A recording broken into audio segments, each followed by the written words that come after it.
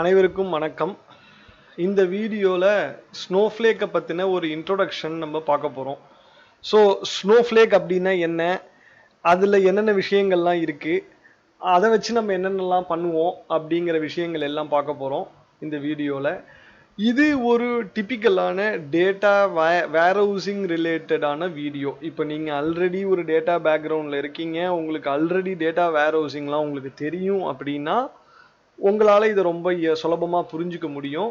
நான் என்னால் முடிஞ்ச வரைக்கும் சுலபமாக புரிஞ்சுக்கிற வகையில் இதை நான் வந்து எக்ஸ்பிளைன் பண்ணுறதுக்கு நான் ட்ரை பண்ணுறேன். ஒரு சிம்பிள் பேசிக்கான டேட்டா பேக்ரவுண்ட் இருந்தால் இந்த வீடியோவை, இந்த விஷயங்கள் எல்லாத்தையுமே நீங்கள் ரொம்ப சுலபமாக புரிஞ்சுக்கலாம்.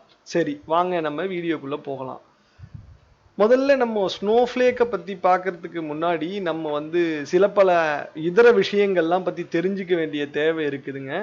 அதெல்லாம் தெரிஞ்சுக்கிட்டோம் அப்படின்னா ஸ்னோஃப்ளேக்கை இன்னுமே நம்ம வந்து ரொம்ப சுலபமாக நம்மளால புரிஞ்சுக்க முடியும்.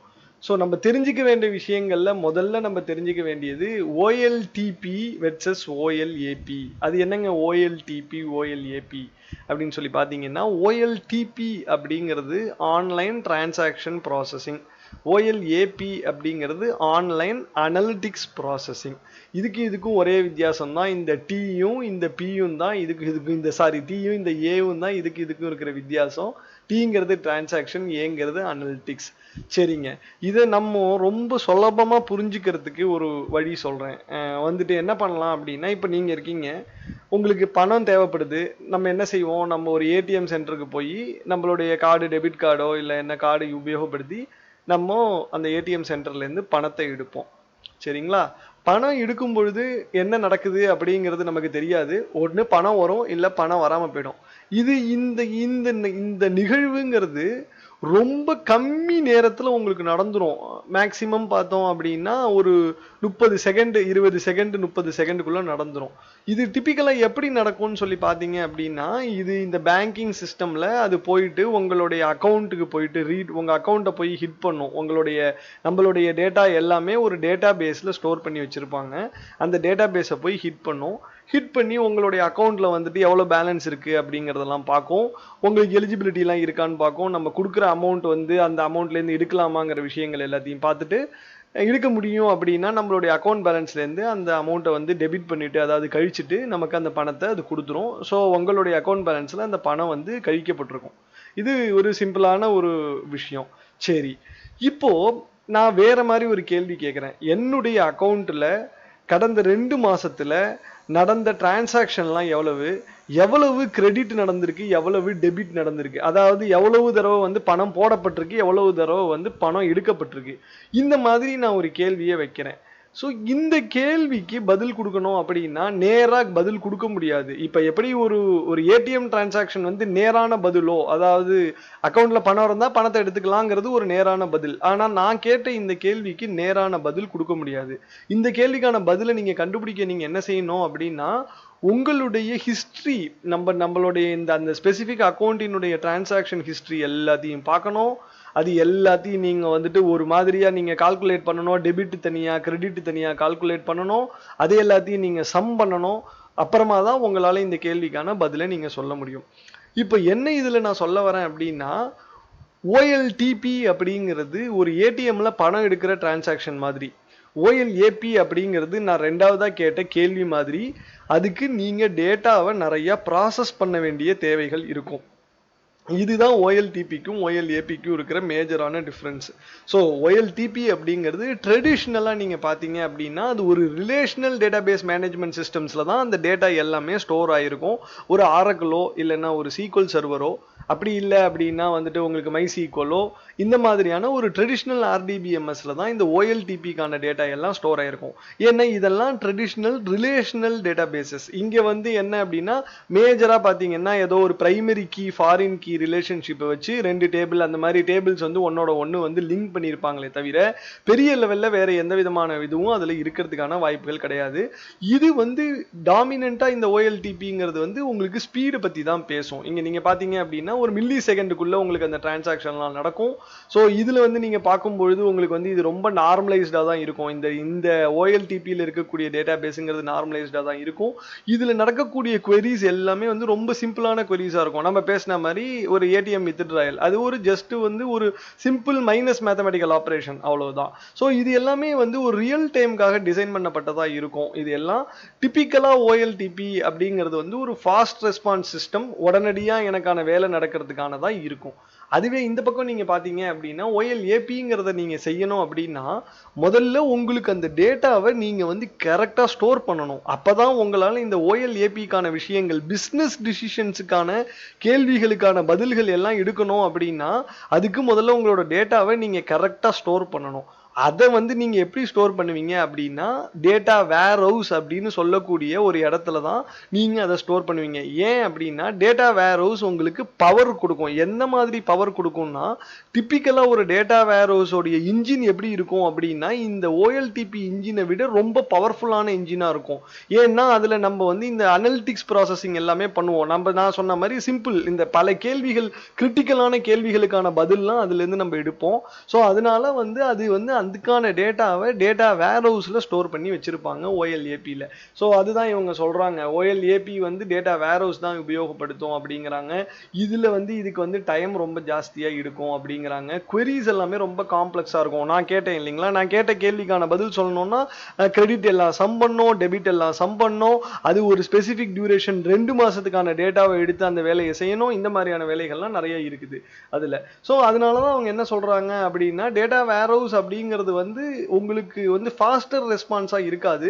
அது வந்து எப்படி இருக்கும் அப்படின்னா உங்களுடைய பிசினஸுக்கான கேள்விகளுக்கான பதில சொல்லக்கூடிய மாதிரி டேட்டாவை நீங்க அதுல ஸ்டோர் பண்ணிருப்பீங்க அப்படின்னு தான் வந்து இவங்க வந்து சொல்றாங்க.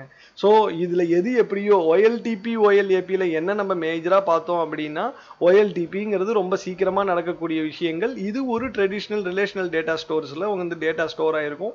OLAP அப்படிங்கிறது ஒரு டேட்டா வேர் ஹவுஸ் பத்தினது அப்படின்னு சொல்லி நம்ம பார்க்குறோம். ஸோ இந்த OLAP தாங்க நம்ம மேஜரா இனிமே ஃபோக்கஸ் பண்ண போறோம். ஏன்னா ஸ்னோஃப்ளேக்கு இந்த மாதிரி இந்த OLAP கேட்டகரியான ஒரு டேட்டா வேர் ஹவுஸ் சொல்யூஷன் தான். சரி, அடுத்தது நம்ம என்ன பார்க்க போறோம் அப்படின்னா டேட்டா வேர் ஹவுஸை பத்தி பார்க்க போறோங்க. நம்ம ஏற்கனவே பேசிட்டோம். டேட்டா வேர் ஹவுஸ்னா என்ன அப்படின்னா டேட்டாவை நம்மளுடைய கேள்விகளுக்கு தகுந்தாற் போல டேட்டாவை வந்து ஆர்கனைஸ்டா ஹிஸ்டாரிக்கல் டேட்டாவா எடுத்து ஸ்டோர் பண்ணி வச்சுக்கிறது தான் டேட்டா வேர் ஹவுஸ் அப்படிங்கிறது. வேர் ஹவுஸ்னா சிம்பிளா சொல்லணும்னா எல்லாமே அதுல இருக்கும். உங்களுக்கு ஒரு வேர் ஹவுஸ்க்குள்ள ஒரு பெரிய இடம், வேர் ஹவுஸ்னா நீங்க டிபிக்கலா யோசிச்சு பாருங்க, வேர் ஹவுஸ் அப்படிங்கிறது ஒரு பெரிய இடமா இருக்கும், அந்த இடத்துல எல்லாமே இருக்கும். ஸோ அதே தான் வந்து ஒரு டேட்டா வேர் ஹவுஸ்க்கும். ஸோ அவங்க என்ன சொல்றாங்கன்னு பாருங்க, டிபிக்கலா டேட்டா வேர் ஹவுஸ்ங்கிறது ஒரு சென்ட்ரல் ரெபாசிட்டரியா இருக்கும். அங்க உங்களுடைய டேட்டா எல்லாமே இருக்கும். மல்டிபிள் பல இடங்களில் இருந்து வந்த டேட்டா அதுக்குள்ள உங்களுக்கு வந்து ஸ்டோர் ஆயிருக்கும். அதோட உங்களுக்கு ஹிஸ்டாரிக்கல் டேட்டா எல்லாமும் அதுல இருக்கும். நீங்க அதை உபயோகப்படுத்தி உங்களுடைய அனலிட்டிக்ஸ் ரிப்போர்ட்டிங் ஒர்க் லோட்ஸோ இல்ல உங்களுக்கு என்ன தேவையோ அதை நீங்க வந்து செஞ்சுக்க முடியும் அப்படிங்கிற மாதிரி ஒரு டெஃபினேஷன், ஜெனரல் டெஃபினேஷன் சொல்றாங்க. இது இல்லாம நீங்க பாத்தீங்கன்னா இந்த டேட்டா வேர் ஹவுசிங்ல வந்து இன்மான் அண்ட் கிம்பால் அப்படின்னு 2 பேர் இருக்காங்க. இவங்க 2 பேரும் தான் இந்த டேட்டா வேர் ஹவுசிங்கான டிபிக்கலான டெஃபினேஷன்ஸை அவங்க வந்துட்டு கொடுத்தாங்க. அவங்களுடைய டெஃபினேஷன்ஸ் ரொம்ப முக்கியமானது ஹிஸ்டாரிக்கலா நீங்க பார்க்கும்போது. ஸோ இன்மான் என்ன சொல்றாரு அப்படின்னு சொல்லி பாத்தீங்கன்னா ஒரு டேட்டா வேர் ஹவுஸ் அப்படிங்கிறது ஒரு subject oriented, integrated, time variant and நான் வோலடைல் கலெக்ஷன் ஆஃப் டேட்டா அப்படின்னு சொல்றாரு. இந்த 4 கேரக்டரிஸ்டிக்ஸும் இருக்கணும் ஒரு டேட்டா வேர் ஹவுஸ்க்கு. அதுதான் வந்து ஒரு டேட்டா வேர் ஹவுஸ் அப்படிங்கிறாரு. சப்ஜெக்ட் ஓரியன்டட்னா என்ன வேலைக்கு நீங்க பண்ண போறீங்களோ அது இருக்கணும். டேட்டா வந்து இன்டகிரேட்டடா இருக்கணும். Over the period of time அது வந்து என்னன்னா ஹிஸ்டாரிக்கல் டேட்டா எல்லாமே அதுல ஸ்டோர் பண்ணும். So that is time variant அப்படிங்கிறது. டைம் இன்வேரியன்ட் அப்படின்னா பீரியட் ஆஃப் டைம்ல உங்களுக்கு டேட்டால எந்த சேஞ்சும் இருக்காது. ஆனா டேட்டா வேர் ஹவுஸ் அப்படி கிடையாது. Over the period of time உங்களுக்கு டேட்டால சேஞ்சஸ் இருக்கும். நான் வாலடைல் அதே மாதிரி அதுல எல்லாமே இருக்கணும், எல்லா டேட்டாவும் அதுல இருக்கணும் ஆக்சுவலா. ஸோ இந்த மாதிரியான ஒரு டிபிக்கல் இந்த 4 கேரக்டரிஸ்டிக்ஸும் கொண்ட ஒரு அது வந்து என்னன்னா collection of data to support management decisions. உங்களுடைய மேனேஜ்மெண்ட் டிசிஷன்ஸுக்கு தேவையான டேட்டா எல்லாம் அதுல இருக்கணும் அப்படிங்கிறார். இங்க இதுதான் அவருடைய டிபிக்கலான இன்மானினுடைய டேட்டா வேர் ஹவுஸ்க்கான ஆர்கிடெக்சர். ஸோ என்னன்னா ஒரு டிஃப்ரெண்ட் டேட்டா சோர்சஸ்ல இருந்து டேட்டா வந்து ஸ்டேஜிங் ஏரியாவுக்கு வரும். ஸோ இப்போ டிஃப்ரெண்ட் டேட்டா சோர்சஸ்ங்கிறது இங்க வந்து அந்த RDBMSன்னு சொல்லக்கூடிய ஒரு மைசீக்வலோ இல்லைன்னா ஒரு ஆரக்கிளோ அதுவுமே கண்டிப்பா இதுல ஒரு ஆப்ரேஷனல் டேட்டா சோர்ஸா தான் இருக்கும். அதிலிருந்து டேட்டாவை எடுத்து இவங்களுடைய வேர் ஹவுஸ்ல ஸ்டோர் பண்றாங்க. ஸோ இதுக்கு டாப்ல நம்ம என்ன பண்ணுவோம் அப்படின்னா டேட்டா மார்ட்ஸுங்கிறத பில்ட் பண்ணுவோம். டேட்டா மார்ட்டுங்கிறது வந்து இப்போ இந்த டேட்டா வேர் ஹவுஸ்ல எல்லா டேட்டாவுமே இருக்கும், மொத்த டேட்டா இதுக்குள்ள இருக்கும். இதிலிருந்து நமக்கு தேவையான ஒரு சில யூஸ் கேஸ்க்கு தேவையான டேட்டாவை மட்டும் அதிலிருந்து எடுத்து தனித்தனியா டேட்டா மார்ட்டா பில்ட் பண்ணிப்போம். அந்த டேட்டா மார்ட் வந்து ரிப்போர்ட்டிங் லேயர்ஸ் கூட வந்து இன்ட்ராக்ட் பண்ணுவோம். ஸோ இந்த மாதிரி வந்துட்டு நம்ம பில்ட் பண்ணுவோம். இது வந்து என்னன்னா டாப் டவுன் அப்ரோச். ஆக்சுவலா வந்து டேட்டா சோர்ஸ்ல இருந்து டேட்டா எடுத்து வேர் ஹவுஸ் பில்ட் பண்ணி டேட்டா மார்ட் பில்ட் பண்றது டாப் டவுன் அப்ரோச். இதுதான் வந்து இன்மான் சொன்னார். ஸோ கிம்பால் என்ன சொல்றாரு அப்படின்னு பாத்தீங்கன்னா அவர் அப்படியே இதை வந்து உல்டா பண்றாரு. அவர் வந்து என்னன்னா பாட்டம் அப் அப்ரோச். முதல்ல நம்மளுடைய டேட்டா மார்ட் எல்லாம் நீங்க டிஃபைன் பண்ணிக்கோங்க. நமக்கு என்ன வேணுமோ அதெல்லாம் டேட்டா மார்ட்டை நீங்க டிஃபைன் பண்ணிக்கோங்க. அந்த டேட்டா மார்ட்டும் எப்படி இருக்கும் அப்படின்னா எல்லாமே டேட்டா வேர் ஹவுஸ்க்குள்ளேயே தான் இருக்கும். அந்த டேட்டா வேர் ஹவுஸ்க்கு வந்து நமக்கு தேவையான டேட்டாவை நீங்க ETL பண்ணி, அதாவது ETLனு சொல்லக்கூடிய எக்ஸ்ட்ராக்ட் டிரான்ஸ்ஃபார்ம் லோட் பண்ணி எல்லா டேட்டாவையும் நீங்க உள்ள எடுத்துட்டு வந்துக்கோங்க அப்படின்னு சொல்றாரு. இவர் டிபிக்கலா இவருடைய மாடல்ல இந்த வந்து டைமென்ஷன் மாடலிங், இந்த ஃபேக்ட் டேபிள், இந்த வந்து ஸ்டார் ஸ்கீமா, ஸ்னோஃப்ளேக் ஸ்கீமா, இந்த மாதிரியான விஷயங்களை இவர் சொல்றாரு. ஸோ இவருடைய அப்ரோச் வந்து பாட்டம் அப் அப்ரோச். முதல்ல உங்களுடைய அவுட்புட்டை டிசைட் பண்ணிக்கோங்க, அதுக்கு தகுந்த மாதிரி நீங்க வந்துட்டு பில்ட் பண்ணுங்க உங்களோட ஆர்கிடெக்சரை அப்படின்னு சொல்றாங்க. எது இதுவோ ரெண்டு பேர் சொல்றதும் கரெக்ட் தான். ஜென்ரலா ஒரு டேட்டா வேர் ஹவுஸ் அப்படின்னு சொல்லி நீங்க பாத்தீங்க அப்படின்னா ஒரு கன்சாலிடேட்டட் டேட்டா ஸ்டோர், அதாவது அதுல எல்லா டேட்டாவையும் நம்ம ஒரு விதமா ஸ்டோர் பண்ணி வச்சுப்போம். அது எந்த விதத்துல ஸ்டோர் பண்ணுவோம்னா நமக்கான பிசினஸ் கேள்விகளுக்கான பதில கொடுக்கிற மாதிரி நம்ம டேட்டாவை டேட்டா வேர் ஹவுஸ்ல ஸ்டோர் பண்ணி வச்சுப்போம். சரிங்க, அடுத்தது நம்ம என்ன பார்க்க போறோம்னா ஒரு சில விஷயங்கள், அதாவது இப்போ இந்த டேட்டா வேர் ஹவுசிங் ஃபீல்டில் இருக்கக்கூடிய ஒரு சில கீ டெர்மினாலஜிஸ்லாம் பற்றி நம்ம பார்க்க போகிறோம். அதில் நம்ம முக்கியமாக இப்போ பார்க்க போகிறது மேசிவ்லி பேரலல் ப்ராசஸிங் அப்படின்னு சொல்லக்கூடிய ஒரு கான்செப்ட். சரி, இது என்னங்க இந்த கான்செப்ட் அப்படிங்கிறத உங்களுக்கு எக்ஸ்பிளைன் பண்ணுறதுக்கு நான் என்ன பண்ணியிருக்கேன், ஒரு சிம்பிள் டேபிள் எடுத்துக்கிறேங்க. இங்கே பாருங்கள், இந்த டேபிளில் 3 இது இருக்கு, காலம்ஸ் இருக்கு.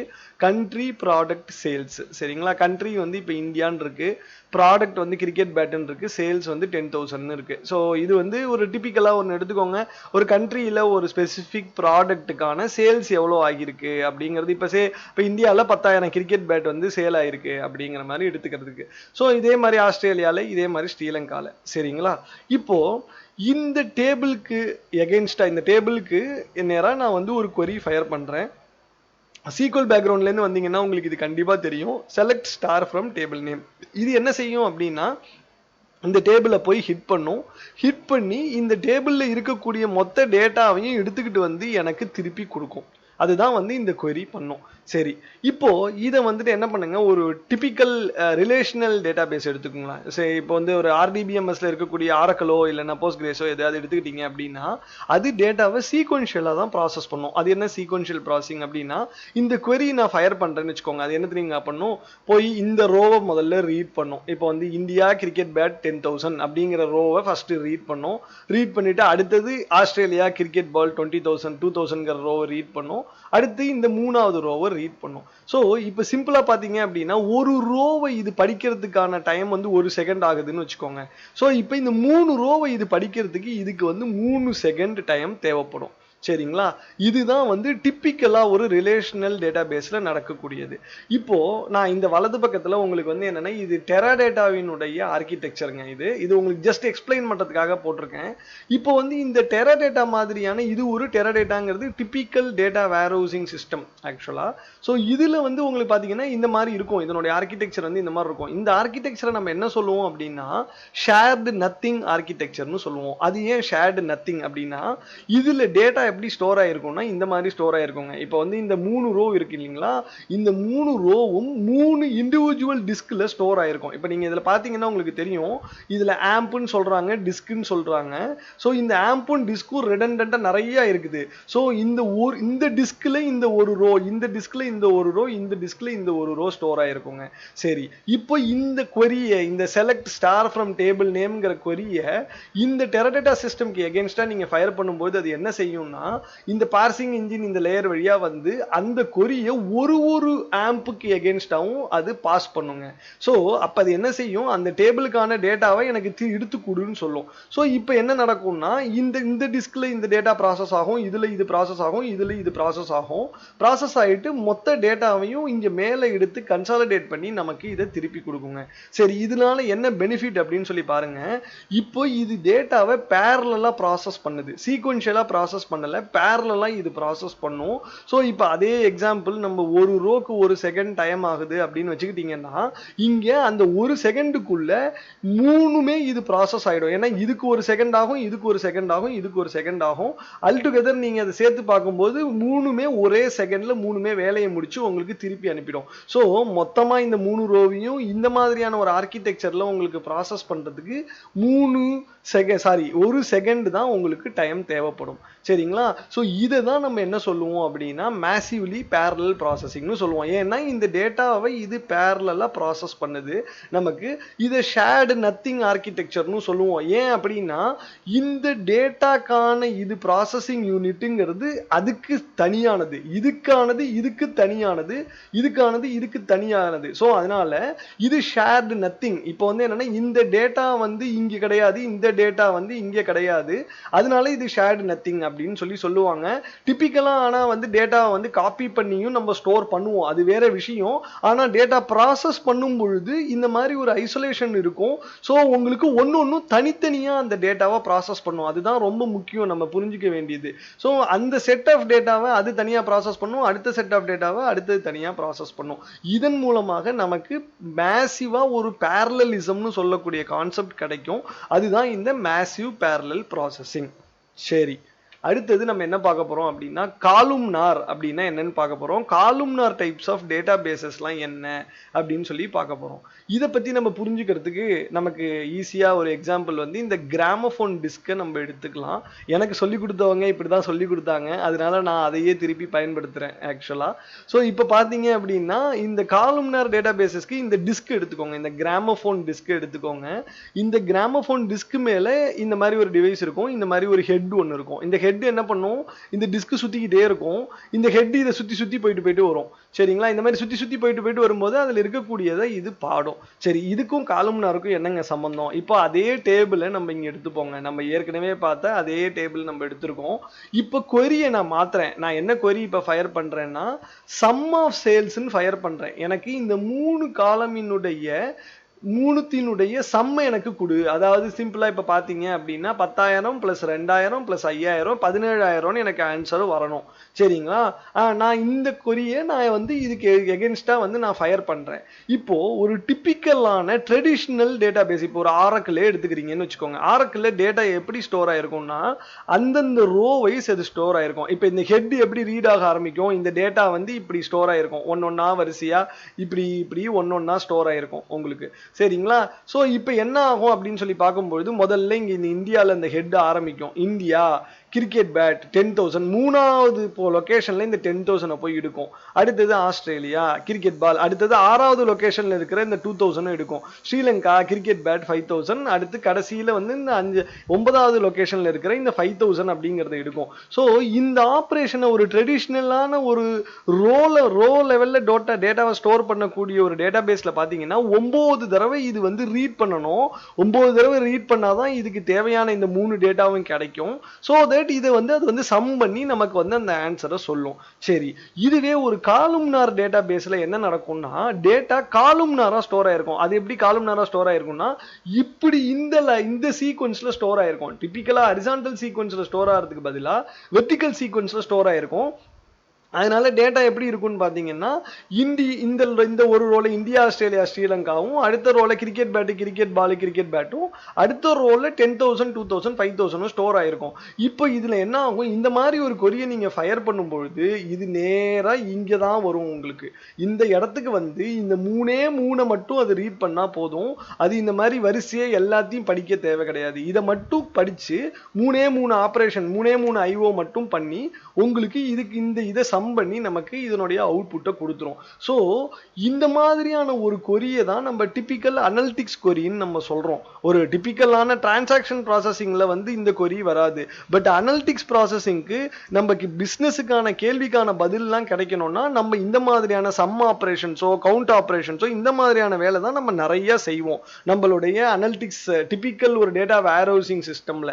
அப்போ நமக்கு இதை சப்போர்ட் பண்றதுக்கு இந்த மாதிரி டேட்டாவை காலும்னாரா ஸ்டோர் பண்ணாதான் நம்மளுடைய டேட்டா ப்ராசஸிங் ஸ்பீடை இன்க்ரீஸ் பண்ண முடியும். இதை இவங்க over the period of time பார்த்தாங்க.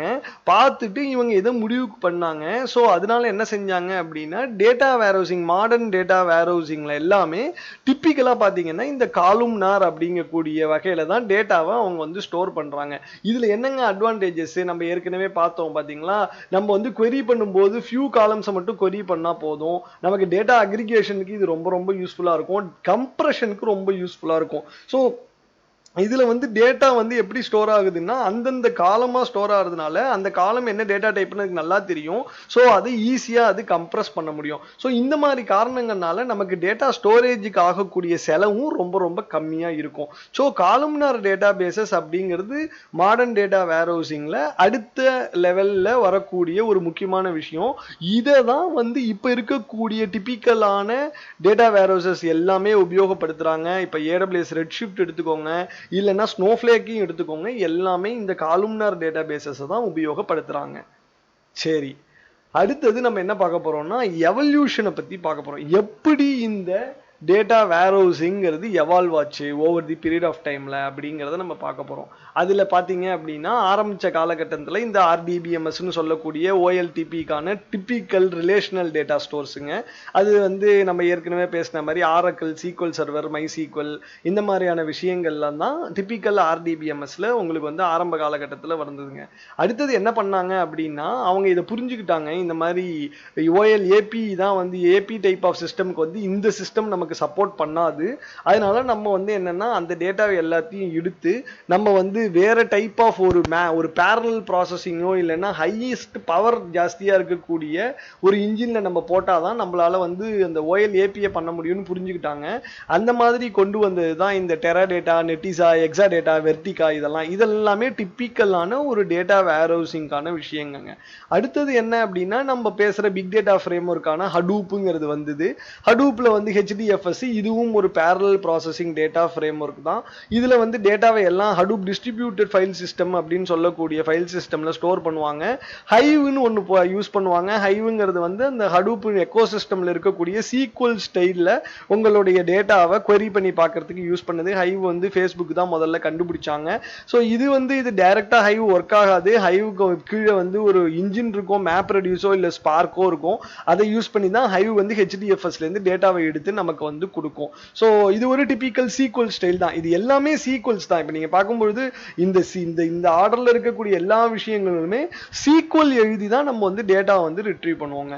சரி, அடுத்தது என்ன ஆயிடுச்சு அப்படின்னு சொல்லி பார்த்தீங்கன்னா கிளவுட் வந்துருச்சு. உங்களுக்கு இப்பயுமே கிளவுட் இருக்கு. ஸோ கிளவுட்ல அவங்க வந்துட்டு வேரியஸ் கிளவுட் ப்ரொவைடர்ஸ் வந்து AWSல ரெட்ஷிஃப்ட்னு கொடுத்தாங்க, அஷ்யூர்ல வந்து சினாப்ஸ் அனலிட்டிக்ஸ்னு கொடுக்குறாங்க, கூகுள்ல வந்து பிக்வரின்னு கொடுக்குறாங்க. ஸோ இந்த மாதிரியான cloud based data warehouse offerings எல்லாமே இருக்குதுங்க. இதுக்கும் நிறைய வந்து வரவேற்பு இருக்குது. இப்போ நிறைய பேர் வந்து அவங்களுடைய டேட்டாவெல்லாம் இந்த மாதிரியான கிளவுட் பேஸ்ட் டேட்டா வேர்ஹவுஸ்ல தான் வச்சிருக்காங்க. சரி, அது இல்லாம ஸ்னோஃப்ளேக் இதை விட இன்னுமே வித்தியாசமானதுங்க. ஸ்னோஃப்ளேக் அப்படி என்ன பண்ணுது அப்படின்னா ஸ்னோஃப்ளேக் வந்து கிளவுட் பேஸ்ட் சாஸ் ஆஃபரிங்க. சாஸ்னா என்ன அப்படின்னு சொல்லி பார்த்தீங்க அப்படின்னா அது வந்து சாஃப்ட்வேர் as a சர்வீஸ்னு சொல்லுவோம். நம்ம எதை பத்தியுமே மேனேஜ் பண்ண தேவை கிடையாதுங்க. இப்போ நீங்க இந்த கிளவுட் DW எல்லாம் பார்த்தீங்கன்னா இப்போ AWS ரெட்ஷிஃப்ட் இருக்கட்டும், இல்லை சினாப்ஸ் இருக்கட்டும், இல்லை கூகுள் பிக்வரி இருக்கட்டும், இது எல்லாமே நீங்க வந்து மேனேஜ் பண்ணுங்க. இதனோட இன்ஃப்ராஸ்ட்ரக்சர் எல்லாத்தையும் நம்ம மேனேஜ் பண்ற மாதிரி இருக்கும் ஒரு கிளவுடுக்குள்ள. ஆனா இந்த ஸ்னோஃப்ளேக்கு நீங்க எந்த இன்ஃப்ராஸ்ட்ரக்சரும் நீங்க மேனேஜ் பண்ண வேணாங்க.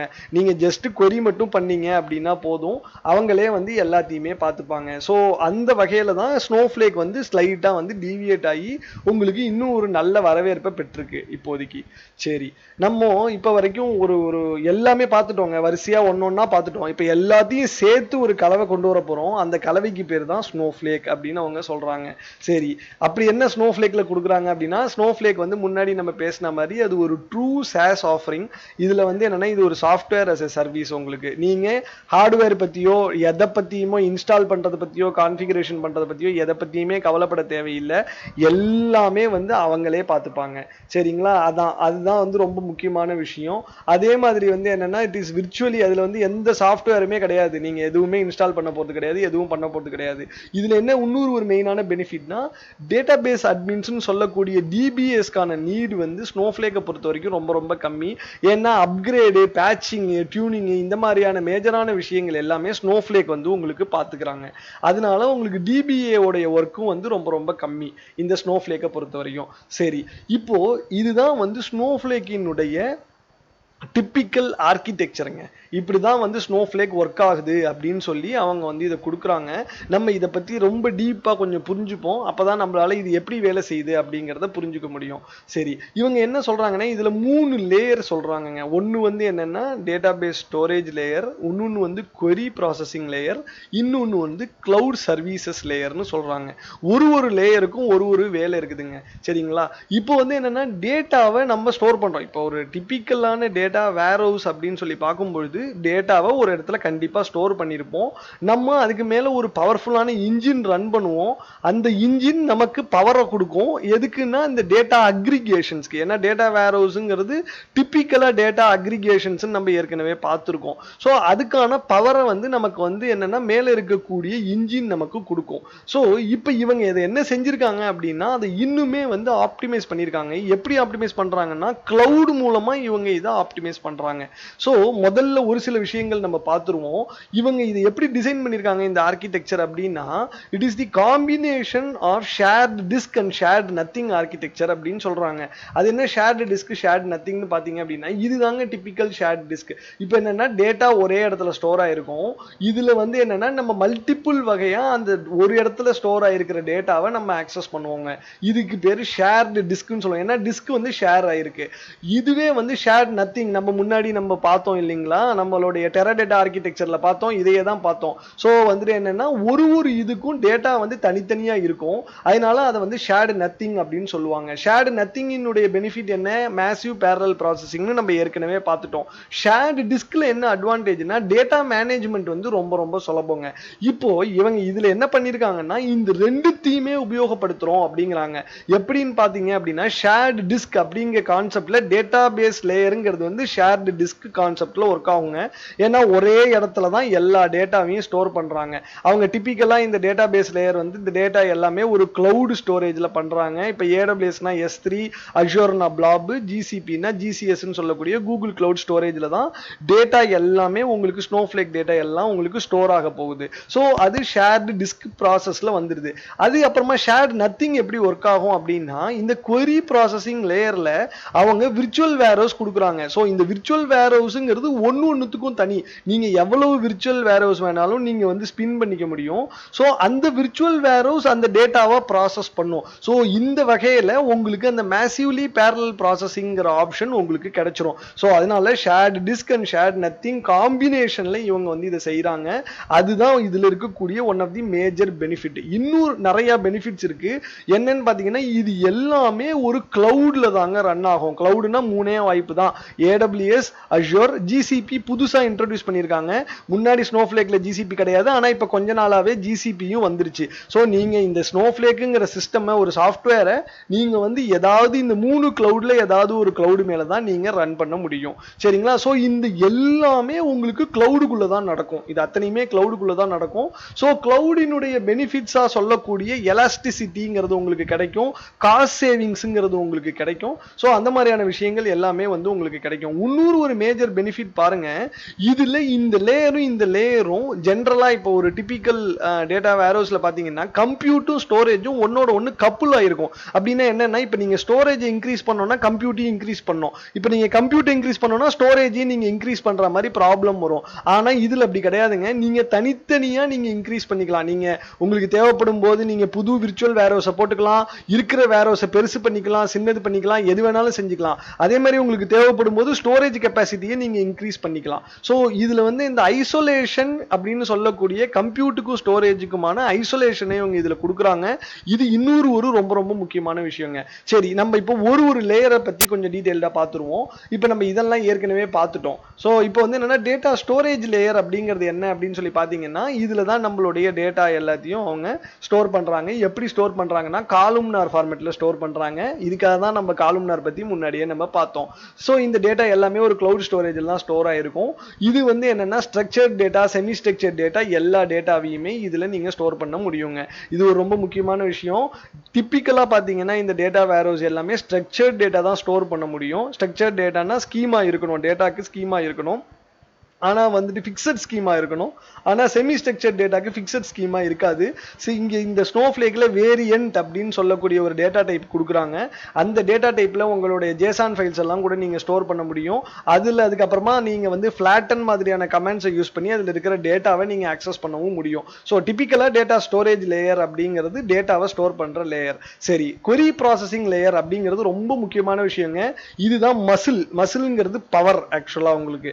ஸோ இதுதான் வந்து விர்ச்சுவல் வேர்ஹவுஸ்னு சொல்லக்கூடியதான் மசில் ஆஃப் யுவர் சிஸ்டம் உங்களுக்கு. ஸோ இப்போ நீங்க உங்களுக்கு என்ன தேவை இருக்குதோ அந்த தேவைக்கு தகுந்தார் மாதிரி நீங்க இந்த விர்ச்சுவல் வேர்ஹவுஸை நீங்க ஸ்பின் பண்ணிக்க முடியும், பெருசா பண்ணிக்க முடியும், சின்னதா பண்ணிக்க முடியும். உங்களுக்கு நீடு ஜாஸ்தி ஆகும்போது சின்னதா இருக்கிறத பெருசாக்கிக்க முடியும். எல்லா வேலையும் நீங்க செஞ்சுக்க முடியும். ஸோ இது உங்களுக்கு தேவையான பவரை இந்த விர்ச்சுவல் வேர்ஹவுஸ்ங்கிறது கொடுக்குங்க. இதுல நிறைய அட்வான்டேஜ் இருக்கு. இப்போ பாருங்க, இப்போ வந்துட்டு என்னன்னா, இப்போ நீங்க வந்து ஒரு சைடுல வந்து டேட்டாவை ரீட் மட்டும் பண்றீங்க, ஒரு சைடுல வந்து நீங்க டேட்டாவை ரைட் பண்ண போறீங்க அப்படின்னா ரீடுக்கு தனி விர்ச்சுவல் வேர்ஹவுஸ், ரைட்டுக்கு தனி விர்ச்சுவல் வேர்ஹவுஸ் நீங்க வச்சுக்கலாங்க.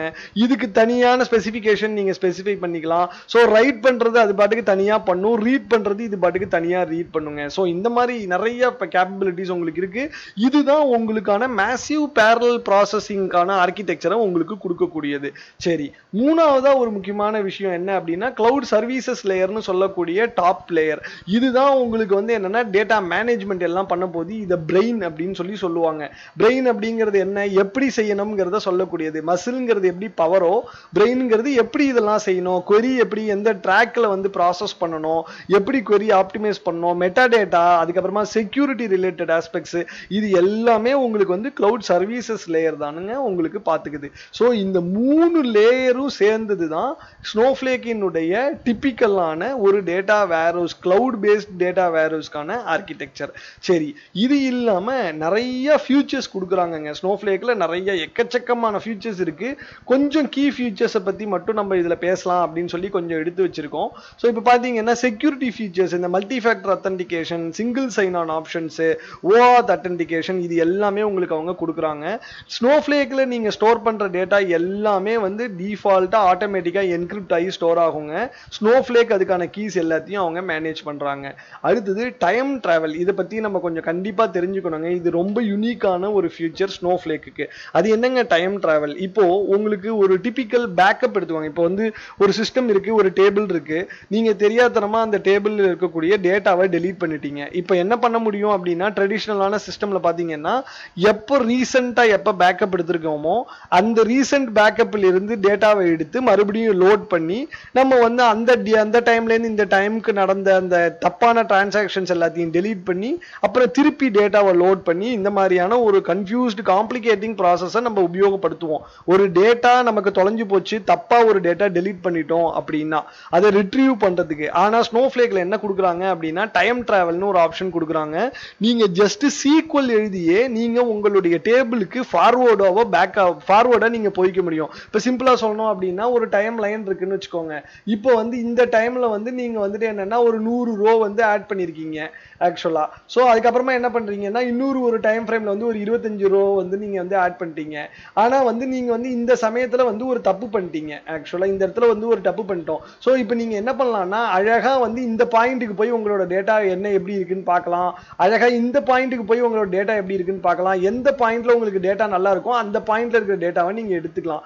இது சிம்பிளா நீங்க சீக்வல் மூலமா நீங்க பண்ணலாம். யூசிங் வந்து இந்த அட் அப்படின்னு சொல்லக்கூடியது இந்த ஸ்பெசிபிக் டைம் ஸ்டாம்ப் ரீவேம்ப்ல உங்களுடைய டேட்டா எப்படி இருந்தது உங்களுடைய டேபிள்ங்கிறத இந்த மாதிரியான டைம் டிராவல் ஆப்ஷன்ஸை உபயோகப்படுத்தி நீங்க பார்க்க முடியும். பிளஸ் அந்த டைம்ல இருக்கிற டேட்டாவை நீங்க குளோனிங் ஆப்ஷன்ஸை யூஸ் பண்ணி புது டேபிளாவும் நீங்க கிரியேட் பண்ண முடியும். ஸோ அப்படி பண்ணிட்டு இந்த எக்ஸிஸ்டிங் டேபிளை நீங்க டிராப் பண்ணிட்டு இந்த புதுசா கிரியேட் பண்ண டேபிளை நீங்க இந்த டேபிளுக்கு ரீநேமும் பண்ணிக்க முடியும். ஸோ இந்த மாதிரியான ஒரு ரொம்ப சொஃபஸ்டிகேட்டட் மெக்கானிசம், அந்த பேக்கப் ரெஸ்டோர் மெக்கானிசமை இவங்க டைம் டிராவல்னு சொல்லி ரொம்ப ஈஸியா நமக்கு கொடுக்குறாங்க. இது ரொம்ப ரொம்ப முக்கியமான ஒரு ஃபீச்சருங்க. அது இல்லாம பாத்தீங்க அப்படின்னா ஸ்னோஃப்ளேக் முழுக்க முழுக்க சீக்வலால ஆனது. நீங்க முழுக்க முழுக்க இந்த ஸ்னோஃப்ளேக்ல நீங்க டேட்டாவை பார்க்கறது எல்லாமே சீக்வல் யூஸ் பண்ணி நீங்க பண்ணலாங்க. ரொம்ப ரொம்ப ஈஸி. சீக்வல் queries எழுதுறது ரொம்ப ஈஸி. ஸோ அதுக்கப்புறமா பார்த்தீங்கன்னா டிப்பிக்கலா வந்து இந்த டிரான்சியன்ட் டேட்டான்னு சொல்லுவாங்க. அதாவது இந்த டைம் பீயிங்க்கு வந்து டேட்டாவை ஸ்டோர் பண்றதுக்கான ஆப்ஷன்ஸ், அதுக்கு வந்து டெம்பரவரி டேபிள்ஸ், டிரான்சியன்ட் டேபிள்ஸ் இந்த மாதிரியான விஷயங்கள் எல்லாமே கொடுக்குறாங்க. அதே மாதிரி மெட்டீரியலைஸ்டு வியூஸ் ஆப்ஷன்ஸும் இவங்க கொடுக்குறாங்க. மெட்டீரியலைஸ்டு வியூங்கிறது ஒன்றும் கிடையாதுங்க. 2-3 டேபிள்ல இருக்கிற டேட்டாவை கம்பைன் பண்ணி ஒரு மெட்டீரியலைஸ்டு வியூ கிரியேட் பண்ணி அந்த மெட்டீரியலைஸ்டு வியூல அந்த டேட்டா வந்து அப்படியே இருக்கும். சோ நீங்க மறுபடியும் அந்த 3 டேபிளையும் கம்பைன் பண்ணி ஒரு query எழுதும்போது டேட்டாவை இதில இருந்து எடுக்கும். அந்த 3 டேபிளையும் போயிட்டு அந்த ஜாயின் ஆபரேஷன்ஸ் எல்லாம் அது எதுவுமே பண்ணாது. சோ அந்த விதத்துல இது ரொம்ப யூஸ்ஃபுல்லா இருக்கும். அதே மாதிரி யூசர் டிஃபைன் ஃபங்க்ஷன்ஸ் எல்லாமும் கொடுக்குறாங்க. சீக்வல்லையோ இல்ல ஜாவா ஸ்கிரிப்ட்லயோ நம்ம எழுதிக்க முடியும். அதே மாதிரி பாத்தீங்கன்னா இந்த ஸ்னோஃப்ளேக்ல நீங்க கனெக்ட் பண்றதுக்கான ஆப்ஷன் நீங்க வந்து என்ன பண்ணலாம்னா வெப் யூஐ கொடுப்பாங்க. இப்போ வந்து ஸ்னோஃப்ளேக்கை பொறுத்த வரைக்கும் எல்லாமே வெப் பேஸ்டு தான். சோ ஒரு URL ஒன்னு கொடுப்பாங்க. அந்த URL டைரக்டா போட்டு நீங்க ஜஸ்ட் லாகின் பண்ணி நீங்க உங்க வேலையை செய்ய ஆரம்பிச்சிடலாம். அதுக்கு பேர் வந்துட்டு என்ன ஸ்னோஃப்ளேக் கன்சோல்னு சொல்லி சொல்லுவோம். ரொம்ப இன்டராக்டிவா இருக்கும். ஜஸ்ட் நீங்க பாட்டுக்கு சீக்வல் ஸ்டேட்மெண்ட் எழுதி நீங்க பாட்டுக்கு உங்க வேலையை பார்க்கலாம். அப்படி இல்லாம நீங்க பண்ணோம் கமாண்ட் லைன்ல நீங்க கனெக்ட் பண்ணோம்னா ஸ்னோ சீக்வல் நீங்க உபயோகப்படுத்தி கமாண்ட் லைன்ல கூட நீங்க ஸ்னோஃப்ளேக் கூட கனெக்ட் பண்ணிக்கலாம். டேட்டா இன்ஜெக்ஷனுக்கு நீங்க பார்க்கும்போது இவங்க நிறைய ரிச் செட் ஆஃப் கனெக்டர்ஸ் கொடுக்குறாங்க. பைத்தான், ஸ்பார்க், நோட்.js, JDBC, ODBC இந்த மாதிரியான ட்ரெடிஷனல் கனெக்டிவிட்டி ஆப்ஷன்ஸ் எல்லாமே இவங்க கொடுக்குறாங்க ஸ்னோஃப்ளேக்கு. ஸோ நீங்க டேட்டாவை இன்ஜெஸ்ட் பண்றதுக்கு இதன் மூலமா இன்ஜெஸ்ட் பண்ணலாம். நீங்க வேற ஏதாவது தேர்ட் பார்ட்டி டூல்ஸ் வச்சிருந்தீங்க அப்படின்னாலும் அதை யூஸ் பண்ணி நீங்க ஈஸியா ஸ்னோஃப்ளேக் கூட கனெக்ட் பண்ண முடியும்.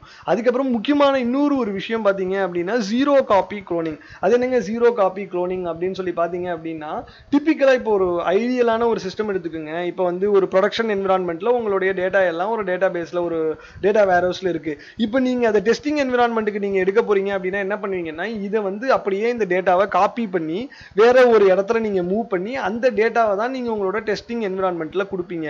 இதை பண்ணும்பொழுது உங்களுக்கு நிறைய பிரச்சனைகள் இருக்கு. என்ன பிரச்சனைனா நீங்க டேட்டாவை டூப்ளிகேட் பண்றீங்க. 2 இடத்துல ஒரே டேட்டாவை ஸ்டோர் பண்றீங்க.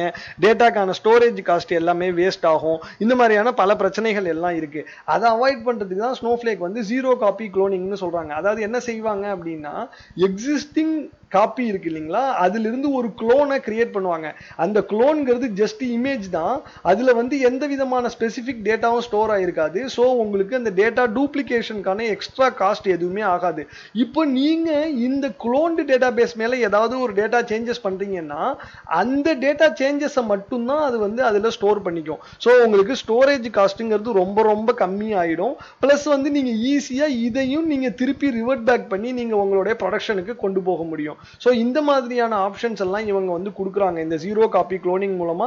டிப்பிக்கலா ஒரு production to test environment data காப்பியை இது ரொம்பவே சிம்பிளிஃபை பண்ணிடுது. சரி, அடுத்தது டேட்டா ஷேரிங் ஆப்ஷன்ஸும் கொடுக்குறாங்க. இப்போ ஒரு ஸ்னோஃப்ளேக் அக்கௌண்ட்ல இருந்து இன்னொரு ஸ்னோஃப்ளேக் அக்கௌண்ட்டுக்கு டேட்டாவை நீங்க ஷேர் பண்றது, ஒரு மேஜரான ஸ்னோஃப்ளேக் ஸ்கீமா ஒரு மேஜரான ஸ்னோஃப்ளேக் டேட்டா பேஸ்ல இருந்து இன்னொரு ஒருத்தருக்கு வந்து டேட்டாக்கு ஆக்சஸ் கொடுக்கிறது, இதெல்லாம் இந்த ப்ரொவைடர், ரீடர், கன்சியூமர் அப்படின்னு சொல்லுவாங்க. அந்த மாதிரியான விஷயங்கள் மூலமா இவங்க வந்து இதுல கொடுக்குறாங்கங்க. இது கொஞ்சம் செட்டு தான் நான் எழுதியிருக்கேன். இத மாதிரி நிறைய ஃபீச்சர்ஸ் வந்து ஸ்னோஃப்ளேக்ல இருக்கு. அதனால தான் ஸ்னோஃப்ளேக் வந்து ரொம்ப ஒரு நல்ல ஒரு டிப்பிக்கலான டேட்டா வேர்ஹவுஸ் ஆஃபரிங்கா இப்போ வந்து இருந்துகிட்டு இருக்குங்க. நம்ம இந்த வீடியோவுடைய கடைசிக்கு வந்துட்டோம். இந்த வீடியோ உங்களுக்கு இன்ஃபர்மேட்டிவா இருந்திருக்கும் அப்படின்னு நான் நம்புறேன். நீங்க வந்து கண்டிப்பா வந்து நமக்கு வந்து இந்த சேனல், இந்த வீடியோ இதை பத்தி எல்லாம் நீங்க லைக் பண்ணுங்க, நீங்க வந்து கமெண்ட் பண்ணுங்க. ஏன்னா என்னுடைய கண்டென்ட்டை நான் அப்பதான் இம்ப்ரோவைஸ் பண்ண முடியும். நான் ஏதாவது தப்பா பேசியிருந்தா, ஏதாவது ஒழுங்கா இல்லை அப்படின்னா நிச்சயமா கமெண்ட் பண்ணுங்க. ஸோ அது வந்து என்னுடைய கண்டென்ட்டினுடைய குவாலிட்டியை இம்ப்ரூவ் பண்றதுக்கு எனக்கு ரொம்ப யூஸ்ஃபுல்லா இருக்குங்க. நீங்க இந்த வீடியோவை பார்த்ததுக்கு ரொம்ப ரொம்ப நன்றி.